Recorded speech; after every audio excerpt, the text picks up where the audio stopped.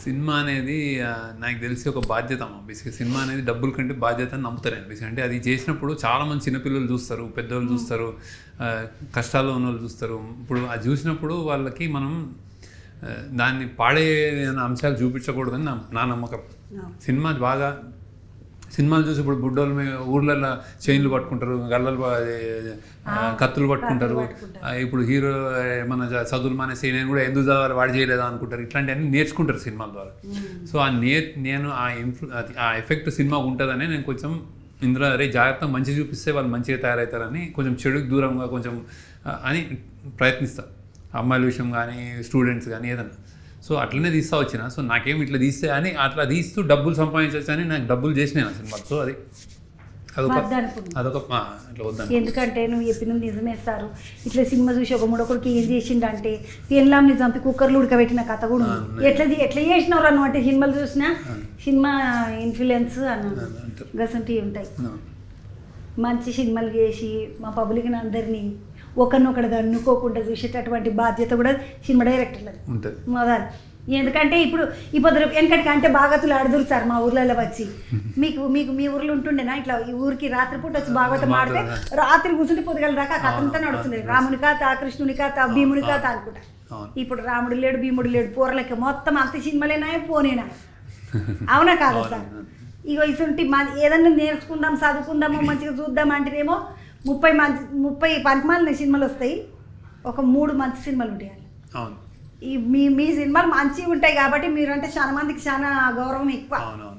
ఈ నాగార్జున సార్ గురించి ఒక ముచ్చటాడు కానీ నాగ చైతన్య సార్ తోటి ఒక సినిమా చేశారు. నాకు నాగ చైతన్య సార్ కూడా ఎక్కనే ఆ పిల్లగాడు కూడా మంచి పిల్లగాడు. ఎందుకంటే అది ఇట్లా వార్తాపత్రికది ఒకటి ఓటీటీలో ఒకటి ఇడిచిండు, అది ఏమడదో పేరు మర్చిపోయినా నేను. ఓటీటీలో వచ్చింది. అది జర్నలిస్ట్ ఉంటాడు అలా, ఒక మొత్తం ఛానల్ పేపర్ నడిపిస్తుంటాడు, ఛానల్ నడిపిస్తుంటాడు. ఇంకా చేసినప్పుడు మాట్లాడినా నాగచైతన్యతోటి మీరేమో లవ్ స్టోరీ చేసిండ్రు, మంచిగా చేసిండు. మళ్ళీ నాగార్జున సార్ తోటేమో గీ సినిమా చేసిండ్రు. ఇద్దరిట్లో ఎవరు బెస్ట్ అనిపిస్తుంది? ఎందుకంటే ఇప్పుడు ఎంతైనా వాళ్ళ నాయన, ఇప్పుడు ఈయనేమో చాలా పెద్ద ఆయన సీనియరు, ఆయనేమో చిన్న పిల్లగాడు, బుడ్డ పిల్లగాడు, లేత పిల్లగాడు ఇప్పుడే వచ్చే. ఎట్లా అనిపించింది వీళ్ళతోటి చేస్తే? తండ్రి కొడుకుతోటి ఎవరు అంటే మీ మాట మంచిగా గట్టిగా ఎవరు విన్నారు?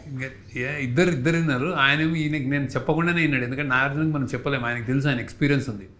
సో ఆయన ఏంది ఎట్లా చేస్తాడు అని చిన్నప్పటి నుంచి చూసినాం కదా మనం. ఈయన యాక్షన్ చేస్తాడు, అట్లా యాక్షన్ చేస్తాడు అని ఇది ఈ స్క్రిప్ట్ ఏంగానే నేను చెప్పవసరం లేదు.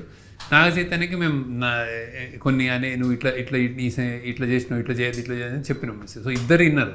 ఈయనకేమో చెప్పవసరం లేకుండా కూడా ఆయన చేసేసాడు. ఆయన పెద్ద స్టార్ కదా ఆయన. సో నాగ చైతన్య ఇంకా నేర్చుకుంటాడు. సో ఇంకా కానీ ఇద్దరికి సినిమా అంటే ఏం చెప్తే అది. సరే సాయి పల్లవితో 2-3 సినిమాలు చేసిండ్రు వరుసగా, 2 లవ్ స్టోరీ చేసిండ్రు, ఫిదా చేసిండ్రు, రష్మికతోటి మొదలు చేసిండ్రు.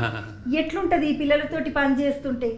ఇద్దరు తెలుగు రాని పిల్లలే మొదలు, ఇప్పుడు తెలుగు నేర్చుకున్నారు. ఇద్దరికి తెలుగు రాని పిల్లలు, ఇద్దరికి తెలుగు బాగా ఇప్పుడు వచ్చు. నాకు సాయి పల్లవి ఇట్లా ఎరకని అరే ఆమె పక్క ఆమె ఫిదా నుంచి ఆమెకి వచ్చేసింది యాక్సెప్ట్ తెలుగు.